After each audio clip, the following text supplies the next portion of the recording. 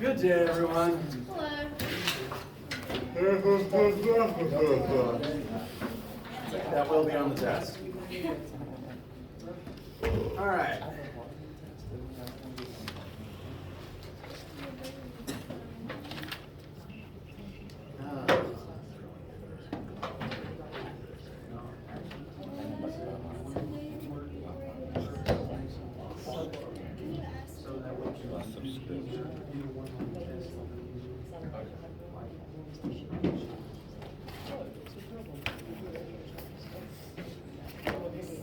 All right. Now, main plan for today is to go over all the review material for the test, by which I mean what I will definitely do is go over the list of concepts with you guys, make sure that you heard from me things that you should know and be able to do. And from there, before we'll open up to any and all questions related to test prep, practice tests, old homeworks and quizzes that you're doing to study for the test, anything that you guys need. To briefly point at the calendar again real quick, today is March 1st, and the test will begin Friday, lab session Friday the 3rd. Now, lecture Friday the 3rd, we will similarly spend on any review questions that you guys have. So on Friday the 3rd, even if you're taking the test that afternoon or not, bring in your practice questions, like if you encountered an issue while you were studying the practice test or the homeworks, etc., bring it to class. We will talk about it and make sure everyone is on good footing before you may or may not take the test that afternoon. If no one brings any questions, then I'm still going to have to talk about something, and it's going to be chapter 5, which isn't on the test. Ooh.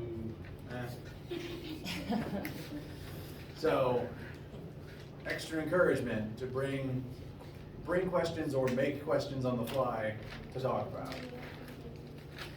So, one last reminder, well, not the last one, but test begins Friday lab period, so we still have lecture for studying. We'll continue into lab period Monday and Wednesday. Lecture those days will similarly be answering review questions, and if you don't have any, I'm going to teach about chapter 5, so bring some. And then Friday you'll get your test grade back. Now, the test. We've gone over 4 chapters so far. Those chapters, each one of the chapters has its own section in our Brightspace page. And separate from that is the section dedicated to Test 1 as a whole. If you click on this icon directly, it will bring up the full list of everything that we've talked about.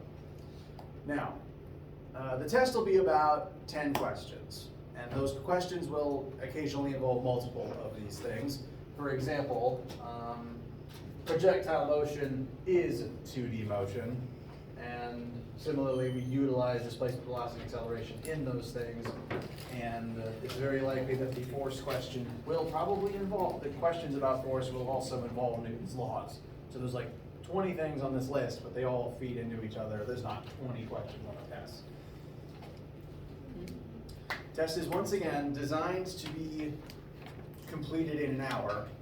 You have longer than that, but I find that with the way that I'm writing this test, most students at about an hour are finishing up or have done most of what they can do by themselves, and then any extra time is just cleaning things up and making sure you've got an answer for everything. Now, as I said, test has about 10 questions. I'm still finalizing a few points details, but 10 questions, and between those 10 questions, there will be 105 points. Each question will tell you how many points it is worth. Each page will have between 1 to 3 questions on it. First page will have some shorter concept questions like identify Newton's laws, how do you calculate weight, things like that. And then the other pages will have 1 or 2 math questions apiece on them. They'll be similar to the homework questions, except the way that I write my test questions, it's not meant to trick you, it's meant to give you a scenario, and your job is simply recognize what formulas you would need to be able to solve it, and then you solve it. I don't make the test questions puzzles, because that takes up time on your end to solve them. Each question will tell you how many points it is worth. So of the 10, this 105 points will be distributed across them, and the test is graded out of 100. So basically there is a bonus question, but rather than make one question the bonus question, I've just given you more points than you need to make a 100. So the top score is 105. And while the test is going on, again, whenever you come in to take it, it'll be in this room, not in lab. Just there's more seats in here. So come here during that time, and once you have it, you'll have the test document itself, you'll have your formula sheet, you can have extra scratch paper if you need it. You will need a calculator that is not your cell phone. I don't have any to loan out. It doesn't have to be a scientific calculator, but it has to at least be able to do exponents and square roots, and preferably scientific notation. And I will be here answering your questions while you have them. If while you're taking the test, you're not entirely certain what's being asked, like any confusion you have, I want you to ask about it. And if you're stumped, I want you to ask about it. Because even though I can't just tell you what to do like I would if I was helping you on the homework, I can at least make sure you understand what's being asked of you. And if you're doing well, I'm happy, and when I'm happy, I smile. So if I'm smiling, interpret that as you will. Now, once again, on Brightspace, there's this list of topics. We'll go through them briefly, just so that you hear from me what you should be able to do on the test. Unit conversions, you can't escape them. We're going to use them all semester. It doesn't matter how you do them, just make sure that you can do them. And any conversion factor that you need will be provided to you. You don't have to memorize how many watts are in a horsepower or anything like that. You'll have that number provided to you. I'd say the only thing that you'd really be responsible for knowing yourself, like having memorized, is just the metric prefix conversions. So be able to turn kilo into base, base into kilo, centi into base, etc. You are allowed to have this written in your formula sheet, though. That plays into the next entry, which is metric scale. So those two things are basically just how we do units in here. First 3 vectors we talked about were displacement, velocity, and acceleration. And I'd say for those, the main thing to be familiar with is if you look on the formula sheet, remember these first 4 formulas we talked about and the situations in which they are useful.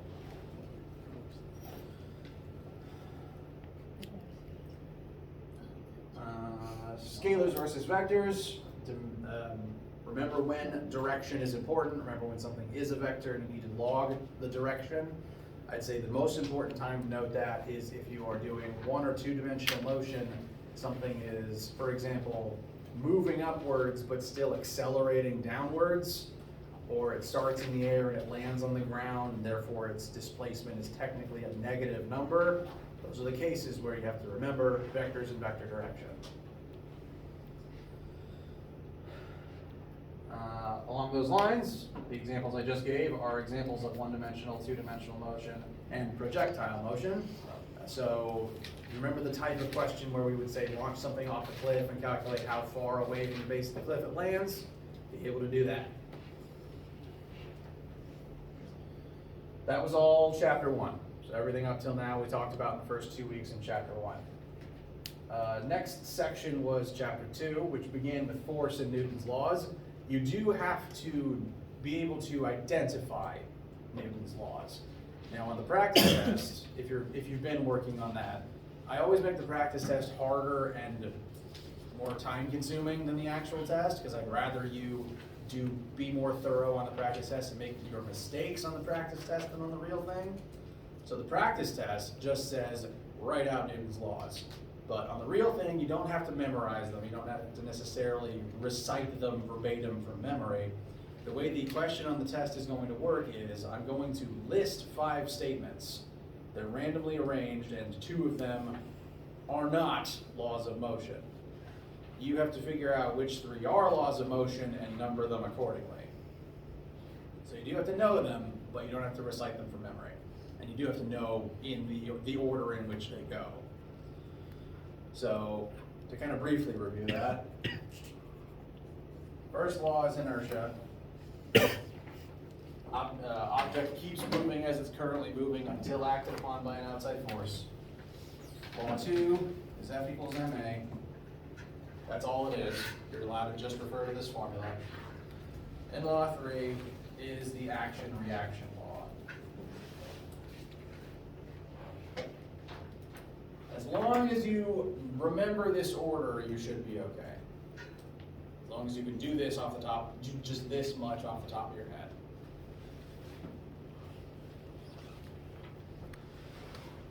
We then began applying Newton's laws to various situations involving force, and I'm suddenly realizing that I left something off of this list. So, watch me edit on the fly. The types of forces we talked about included gravity, normal force, and friction.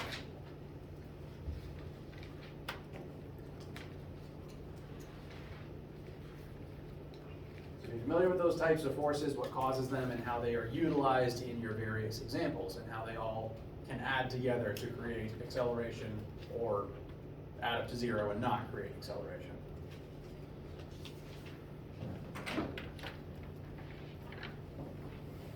I'd say key things to remember: gravity is a force. You calculate that force with m times 9.8. Normal force tends to oppose gravity. That's the force the surface exerts upwards. Friction opposes motion. It has its own dedicated formula. Be able to use that formula to calculate friction and utilize coefficient of friction. Work and power. We use energy to do work, and over time, work is done over time, and that is power.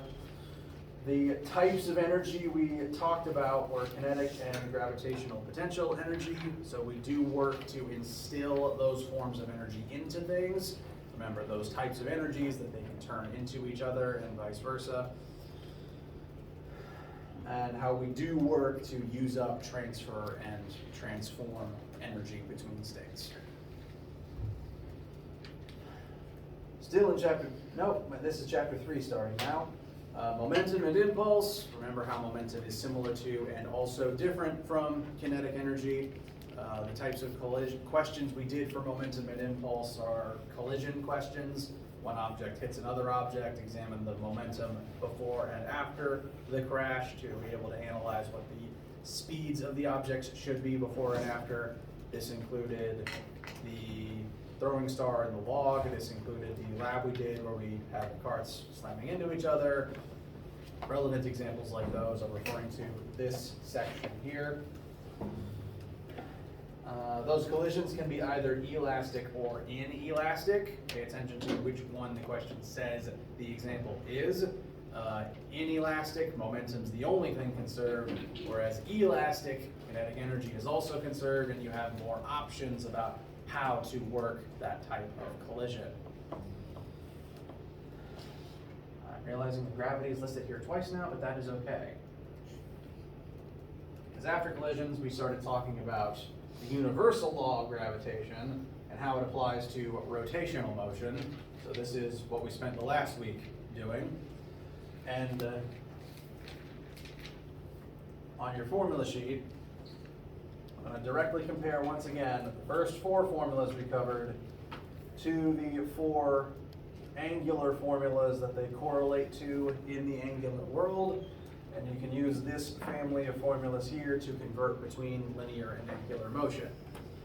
Key things to remember about angular: it works the same as linear, except you're spinning and working in radians instead of meters. And if you've been looking over the formula sheet, I'm going to go ahead and tell you, you're not going to need this part of the torque formula. You will need the other part. You do need to know what torque is, but you're not going to need this part. I'm cutting this for time and for simplicity's sake. So you don't need this. You also don't need this formula either. So if you've been looking over the sheet and you see those formulas and you think, I don't know what those mean, that's fine. You can cross them out.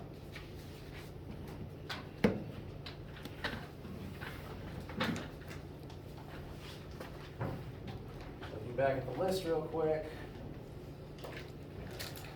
Rotation chapter also included centripetal acceleration and force and torque. So main things to be able to do for the rotation section is be able to describe and calculate rotational motion, how far something rolls, how fast something's rolling, etc. Understand how linear force can cause centripetal acceleration, how linear forces can act as centripetal force, and in addition, including the cases where gravity is the thing acting as that force, say again, moon orbiting the Earth. And the last thing for torque is simply be able to, well, one, you have to understand what torque is, and two, simply be able to use that formula. So torque is just being compressed down to this one thing.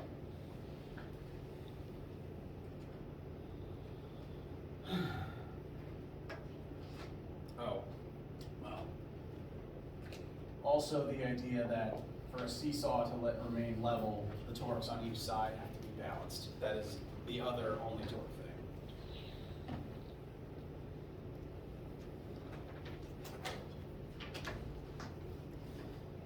And that is a very quick summary of everything we've talked about over the past 8 weeks. Approximately, something like that. How do you guys feel for right now? Okay. As I said, today's a study day. So, in a second, the floor is going to be completely open to any questions about any concepts from this list, any formulas on the formula sheet, any questions on this practice test, which again, it is optional, but if you're wondering what to study, what should I focus on, if you can log into Brightspace and do these practice questions, and by the end of it feel comfortable with all of them, you'll be fine on the test. Once again, I make this longer and more difficult than the actual test, so you make the mistakes here and not there. So if you can do this, then you will be fine on the test. It's got about 9 math questions and then a whole page of concept questions. Is that what the test is going to kind of look like? Kind of. Similar formatting. The font will be bigger.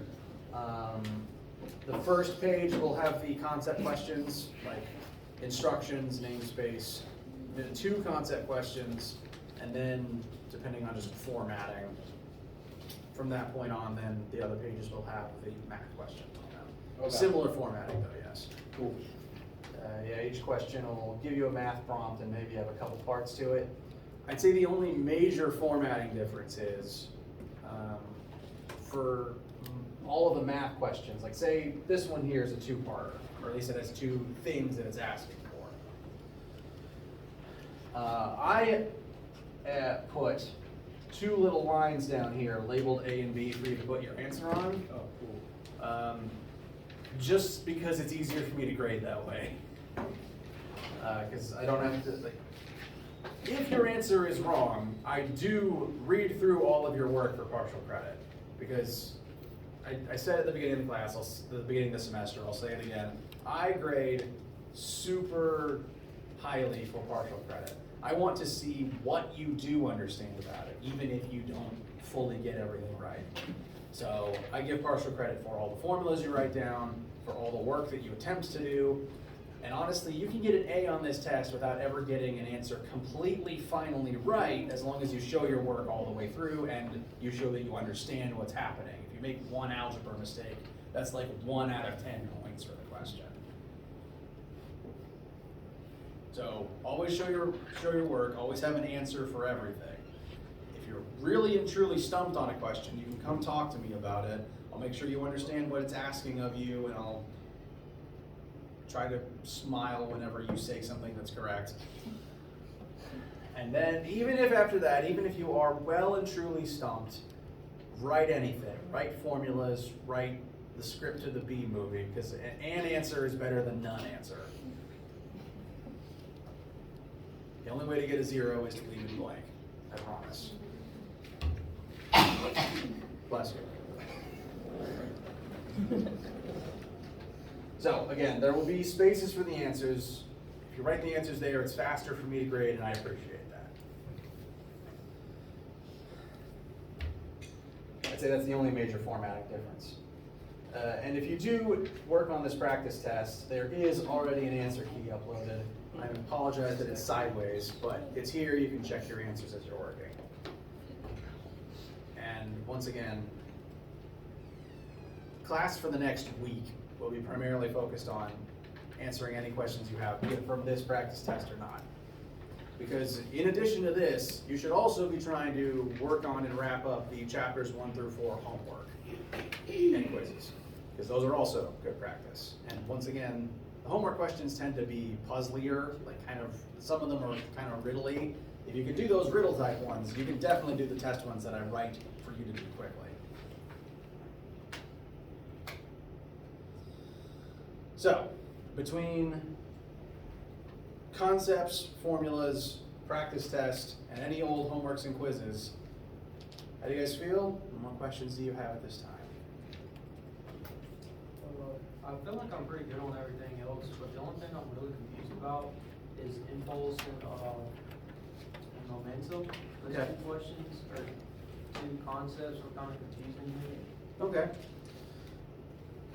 In general, Well, yeah, like one part on the practice test, you like found velocity final for one of them, and you plugged it in, and I didn't understand what you were doing there. yes, so that's a good question. And you did ask me about that. On number 8, correct? Yeah. All right. Let me actually pull this up.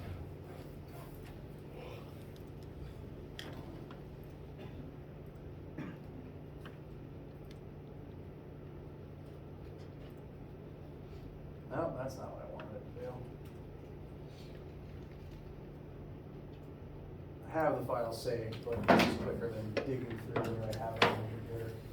I'm just loading it up so the font is bigger.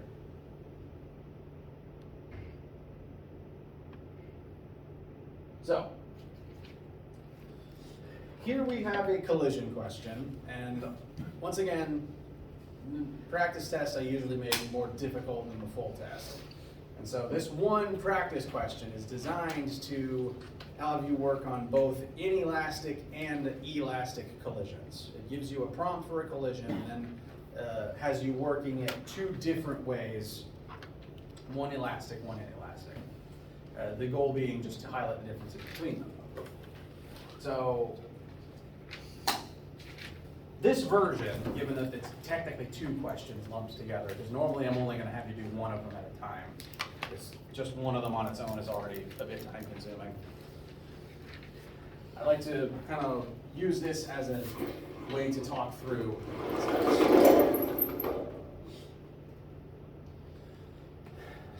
So in this situation, whichever version of it you're working, we have one object moving towards a second object.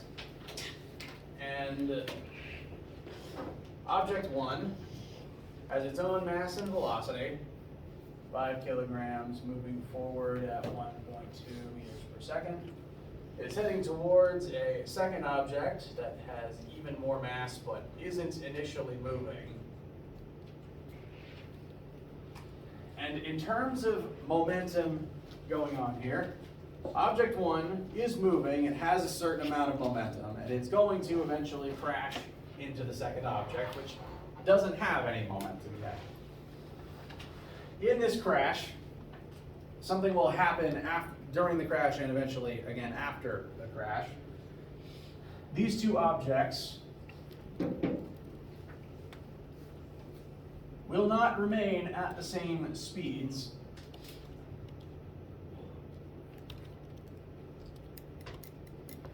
because in this collision, cart 1 is going to transfer some of its momentum into cart 2. Now, how much is going to transfer depends on the collision type. So exactly what happened, like exactly what these final numbers end up being, there are currently unknown final velocities, is going to depend on the type of collision that they have. What's guaranteed is that cart 1 will impart some amount of momentum into cart 2. Cart 1's momentum will change, cart 2's momentum will also change. That means both objects are undergoing an impulse. Their momentums are both changing. And by definition, if your momentum changes, that is an impulse. Now, this genre of questions I call collision questions, because we have two objects that are going to collide, and depending on the type of collision does affect how you would want to work a collision question. But what always works, regardless of collision type, is analyzing how much momentum the system has before the crash compared to how much momentum the system has after the crash. This is because in every type of collision, momentum is always conserved. If there's a certain amount of momentum in the system before impact, that amount remains true afterwards also. So, real quick, momentum is mass times velocity. Initially, cart 1 has momentum and cart 2 does not. So just to kind of show how much momentum cart 1 initially has, 5 times 1.2, that should be 6 kilogram meters per second. So that's how much momentum sled 1 has at the beginning, before crash. Meanwhile, at the beginning, sled 2 has none. So initially, this is all the momentum the system has. This is all the momentum that object 1 has brought into the scenario. And this number will remain the total amount of momentum even after the crash happens. Because sled 1 is only bringing, 6 cans of soda to the party. And those 6 cans of soda are going to have to be shared across both objects. Did that analogy work, or was that super forced? Fair enough.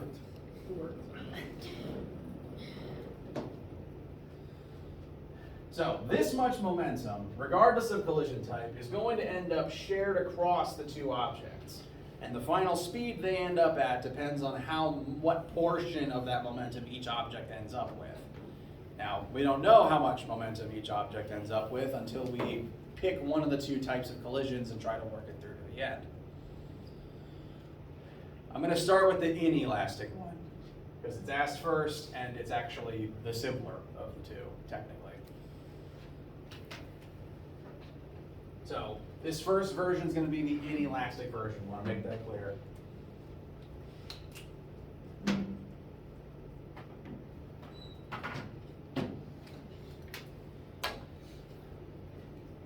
Initially, these two objects, between them, only have this much momentum. I'm going to show the full version, but ultimately it's going to amount to this much being the total initial momentum in the system before the crash.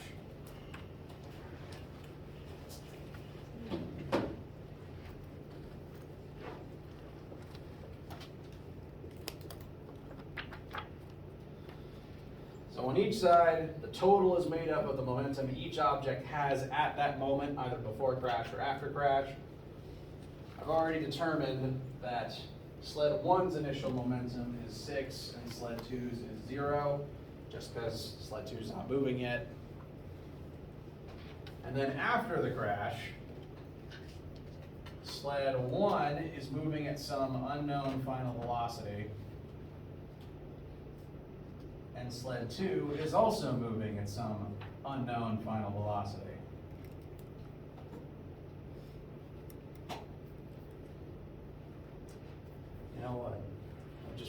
suggest that this is the point where suddenly the collision type starts mattering. So I'm going to move that label down here.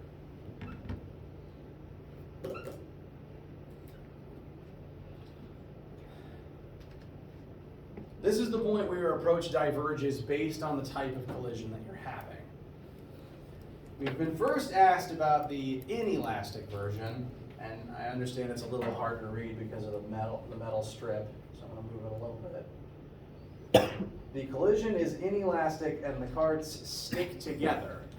That is the most inelastic type of collision you can have when things stick together afterwards. And in that case, in the inelastic version of this question, if the two objects stick together, these two V finals are the same variable. I've written them here as two different ones to highlight that it's two different objects, but if they're stuck together, these two things would have to be the same thing. And they'd have to be moving together as functionally one object. So in the inelastic version, I find things to be a little bit simpler because these two variables are just the same thing, and you can turn them into one united V final.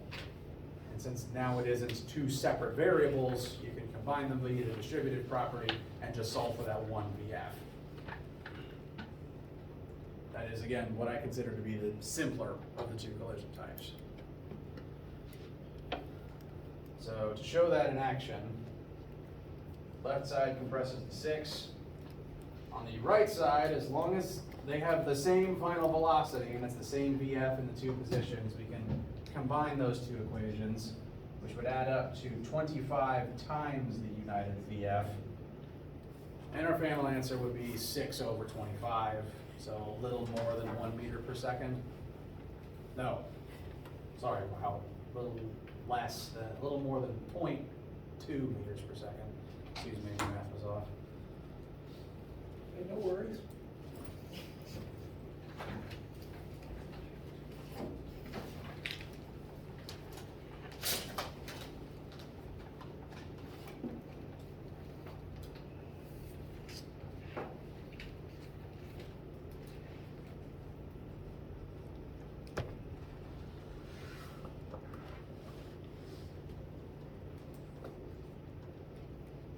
Why did I write 5? It's supposed to be 4. So inelastically, when the two carts stick together, their final velocity is 0.24 meters per second. This is what happens when the momentum is split between both objects inelastically. Object 1 had to give up a lot of its momentum to make object 2 budge, and now they are both together moving very slowly. This is again the inelastic version. And on the test, if something is inelastic and if the objects stick together, the question will tell you that, it will say those words. So you should, when doing a collision question, the words you want to look for are elastic or inelastic, and do the objects stick together or not? Because if they stick together, they have the same final velocity. And that allows you to make this simplification to continue on more quickly. What I consider the trickier of the two collision types is elastic. Namely because I'm going to basically rewrite this line where we said inelastic. I'm going to rewrite it to before I made the inelastic version change. So 6 equals 5 VF1 plus 20 VF2. Now we're going to look at the elastic version, where the objects don't stick together, they ricochet off of each other. And therefore there is no guarantee they have the same final velocity. Now, how simple this is depends on one factor, and it's whether or not you know either of these final velocities. Right now we don't, and that's kind of a problem, because here they're the same unknown, because we know the objects stick together, but in the elastic version we don't know that. They're going to bounce off of each other, and they could be moving at any speed relative to one another. It's not guaranteed to be the same. which means we cannot treat those as the same variable. We have to treat them as two separate variables, which means this one equation that we derived from our conservation of momentum method won't get us the answer we want by itself, because this is one equation with two unknown things in it. We can't solve for one of them or the other yet.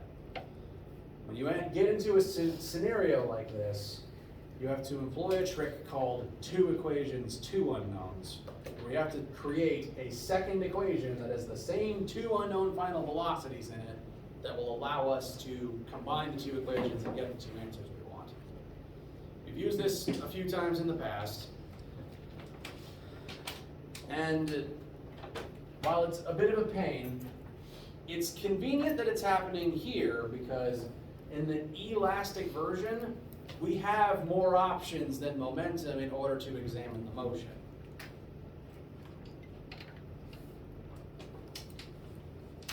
Because if you'll recall, the main difference between elastic and inelastic collisions is whether or not kinetic energy is conserved or not. In the elastic ones, kinetic energy is conserved, which means an extra route is available. We could analyze the conservation of kinetic energy like we did the conservation of momentum to create a second equation with the same two unknown final velocities in it, since momentum and velocity both depend on the same mass and velocity numbers. Since momentum and kinetic energy both depend on the same mass and velocity numbers. Is that what I said? I don't remember.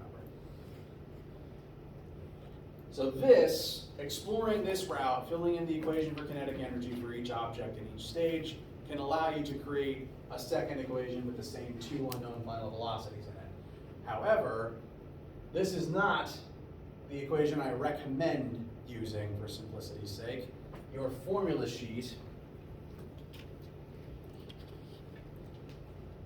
I apologize that I've written all over the screen now. Has a third one, a third option that is available to pursue instead of the conservation of kinetic energy formula. This equation right here describes the relationship between each object's velocities for an elastic collision. And if you didn't already write this on your formula sheet, make sure to put a big old asterisk next to this and sit and write elastic collision only. This formula was developed by very smart people who were very sick of having to use this thing, because when you plug in the kinetic energy formula, it gets real long real fast. So very smart people developed this formula based on the interaction of momentum and kinetic energy, so that you don't have to use the full kinetic energy formula if you don't have to. So as long as it's an elastic collision, this extra formula is an option for describing the object's final and initial speeds compared to each other as part of a collision. And all we technically need is a second equation with these two unknowns in it. And you can get that second equation using either of these methods, but this one takes way less work. I really like this formula. It's my go-to for elastic collisions, because it's got even fewer terms in it than the momentum formula does. Wait, that's not what I want to do. I don't want it to do that. So I'm going to use this third equation, plug in the two speeds we do know, and then we'll have a second equation with the same two unknown things in it. And we can combine them together to actually find those two numbers. Once again, practice test is longer and more difficult than the actual test, because I'd rather you rehearse it there and make mistakes than on the actual test. So if you find this tricky, as long as that's okay, test is simpler than this, ideally. No, sorry, that sounded weird. It is easier than this. So V1 initial was 1.2, V2 initial was 0, and we still don't know the two final speeds. And now, we have between this one and this one, two equations with the same two unknown final velocities in them. So we can use one to help find the other. The way that I'm going to do that is I'm going to turn this into V2 equals, basically. I'm going to rearrange it so that I eventually end up with V2F equals something.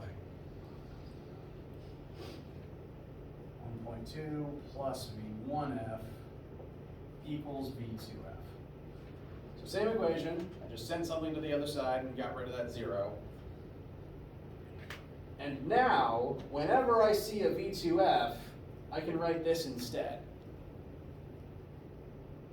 So I'm going to take that and bring it over here. Because two different formulas that have the same two unknowns in them. These are the same V1F and V2F in the momentum equation compared to this one. So I'm going to take this statement that V2F is equal to and plug it in here. 6 equals 5 via V1F. It doesn't matter which order you write the 1VF in.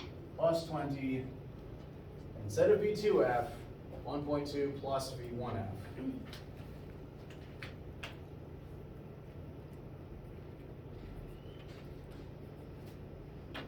This is legal because we took V2F and replaced it with something that V2F is equal to. And in doing so, now V1F is the only unknown left. It's just in two places at once. Kind of like how VF over here was in two places at once. So it took a little bit of doing to get there, but we wound up at a similar position. We now just have to use the distributive property to combine those V1Fs together, and we can get a number for it. 6 equals 5 V1F. Although first we have to distribute the 20 into this.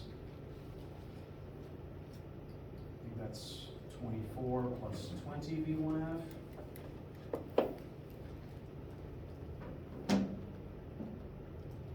Yes.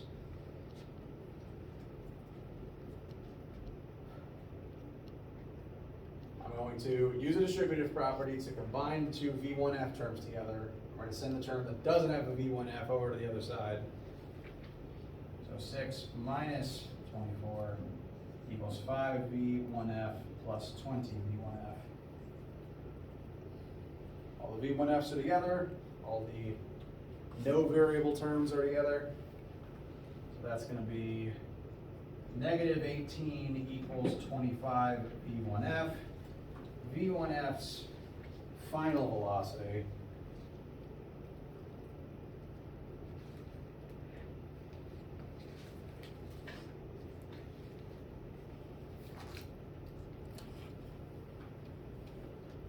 negative 0.72 meters per second. This means sled 1 turns around. In this crash, sled 1 approaches and it's going to get thrown backwards. Like in the example we did with the sports car and the truck. If you work it elastically, the sports car gets launched backwards at, a third of Mach 1. Same thing here, but in miniature, but only elastically. And once you have this number, you can actually plug it into any of your previous equations to find the second number. So take that, bring it up here. 1.2 minus 0.72 is V2F. And that would be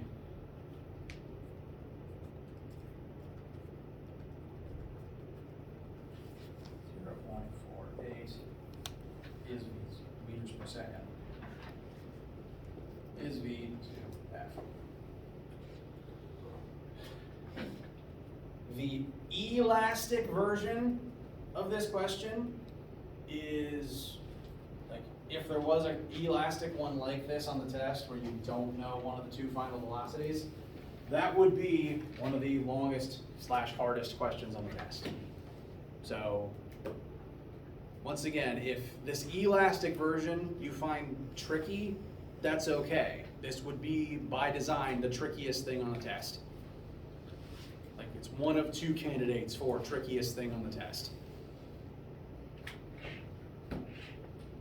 And it's only that difficult if you don't know one of the 2 final velocities. If you do know one of them, you plug in a number and you avoid the issue.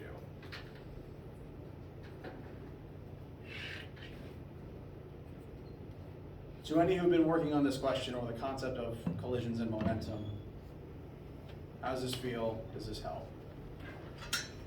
Okay, fair enough. Well, at this particular point, lecture time is out. Once again, this was tricky. This is one of the harder questions. It's the elastic version by itself is one of the harder ones.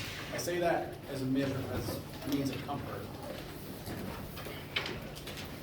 It would be like 1 of 10 questions, and as long as you can do, half of it, you'll get half or more of the points. So again, I say that to not stress you out. And we will continue reviewing in the coming days. Practice on your own, over all practice test, homework, etc. Let me know what questions you have, and we will continue reviewing. Have a great day.